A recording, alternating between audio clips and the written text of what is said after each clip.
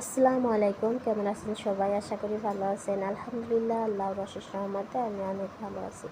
দূরে এবং কাছে যে যেখান থেকে আমার ভিডিওটা দেখছেন সবার জন্য রইল অনেক অনেক দোয়া এবং ভালোবাসা। তো আজকে সকাল সকালে আমি বানাবো পুরি। তো সরি এটা পুরি না, এটা হইতেছে লুচি। তো লুচি আমি প্রথমে আগে তেল দিয়ে আটার মধ্যে সুন্দর করে মেখে তারপরে বেলে এখন আমি ভাজতে শুরু করছি। তো লুচি বানানো রেসিপিটা আজকে আমি শেয়ার করতে পারি নাই, ইনশাল্লাহ অন্য আরেকদিন শেয়ার করব। তো প্রথমে যে লুচিটা আমি ভাজতেছিলাম এটা প্রথম ছিল, যে কারণে লুচিটা তেমন ফুলকো হয় নাই। তো ইনশাল্লাহ পরেরগুলো সব কয়েকটাই অনেক সুন্দর ফুলকো হয়েছিল। দেখেন,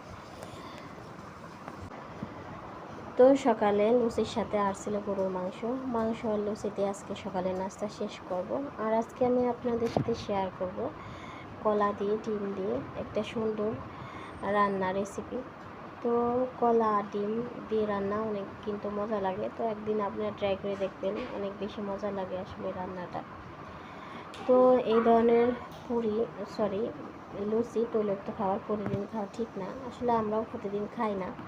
তো তেল দেখলেই আমার তেমন ভালো লাগে না, তারপরেও বাচ্চারা অনেক পছন্দ করে, যেহেতু মাঝে মধ্যে লাভের বাবা খেতে চাইছে, যে কারণে আজকে লুচি বানালাম। লুচি দিয়ে আর গরু মাংস দিয়ে খেতে কিন্তু অনেক মজা লাগে। তো যাই হোক, সকালে নাস্তা শেষ করে আমরা আজকে দুপুরে রান্না করব। এই তো ডিম আমি সিদ্ধ দিয়ে দিয়েছি, কলা দিয়ে ডিম দিয়ে আজকে রান্না করব। তো ডিমটা আমি এই পাশে সিদ্ধ করতে দিয়ে তারপরে কলাগুলো আমি কেটে নিচ্ছি। কলাগুলো আসলে ছুলবো না, কলার খোসা শুতেই আমি সিদ্ধ করতে দিয়ে দেবো একটু লবণ দিয়ে। একটু হলুদ দিলেও ভালো হয়। তো আমি শুধু লবণ দিয়েই সিদ্ধ করব, তাহলে কি হয়, কলার এই কষটা আর থাকে না।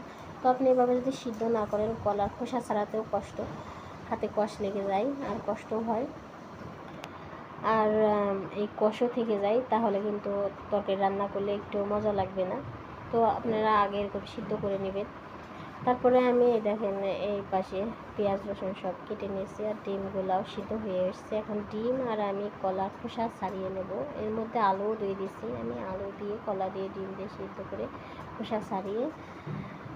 তো তারপরে এই পাশে আমি পেঁয়াজ আর মরিচ একটু হালকা লাল লাল করে ভেজে তেলের মধ্যে, তারপরে এর মধ্যে বাকি মশলাগুলো দিয়ে দিয়েছি, সাথে একটু রসুনও দিয়েছিলাম। এর মধ্যে দিয়ে দিয়েছি হলুদের গুঁড়া, সজের গুঁড়া, জিরার গুঁড়া আর একটু লবণ দিয়ে আমি একটু, যতক্ষণ না মশলার মধ্যে হালকা তেল ভেসে ওঠে ততক্ষণ আমি মশলাটা কষিয়ে নেব।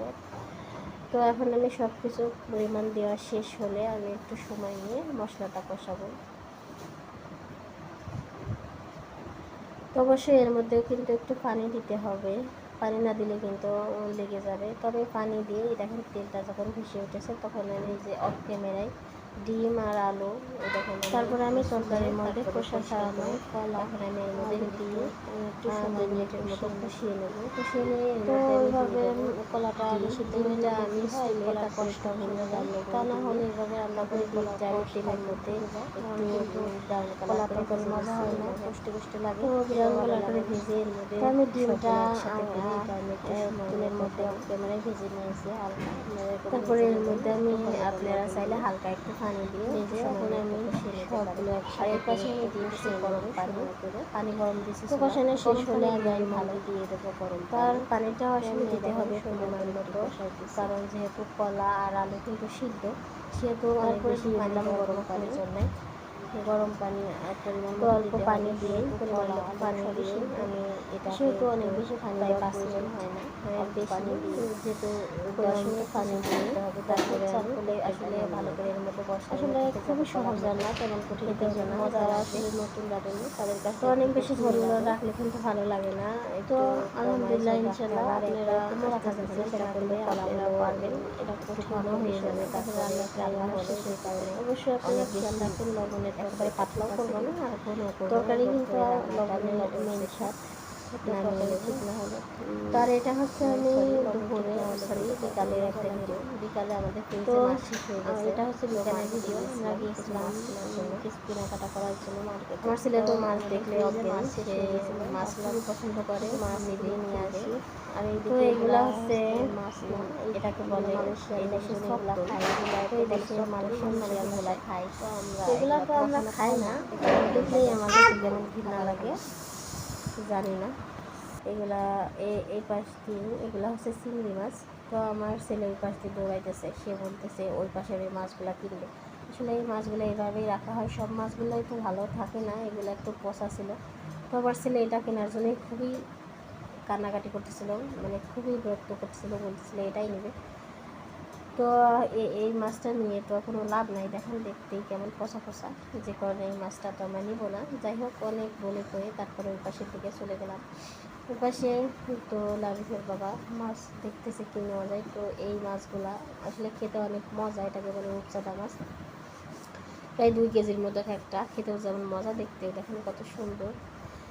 তো এই যে এখন মাছগুলো দিল, কত টাকা হয় সেটা এই এই ভাইটা হচ্ছে বাঙালি, উনি আর কি এখানে লিখে দিল যে আসলে কয় টাকা মাছের দাম, কতটুকু জন্য যে মাপ দিয়ে একবারে এখানে লাগিয়ে দিচ্ছে। তারপরে চাইলে মাছ কিন্তু কেটে নিয়ে যাওয়া যায়, কিন্তু আমার ছেলে তো মাছ কাটতে দেবে না, কারণ সে মাছ নিয়ে বাসায় নিয়ে খেলবে। তো মাছ কাটলে সে কান্নাকাটি করে, দেখেন কত খুশি মাছ পেয়ে। তোমরা এই পাশ দিয়ে অন্য মাছগুলো কিনেছি, তো এটা আমার ছেলের জন্য এগুলো কেটে নিয়েছি, এগুলো আর কাটবো না, এটা ও খেলবে এই মাছটা নিয়ে বাসায় নিয়ে, পরে কাটবো মাছ।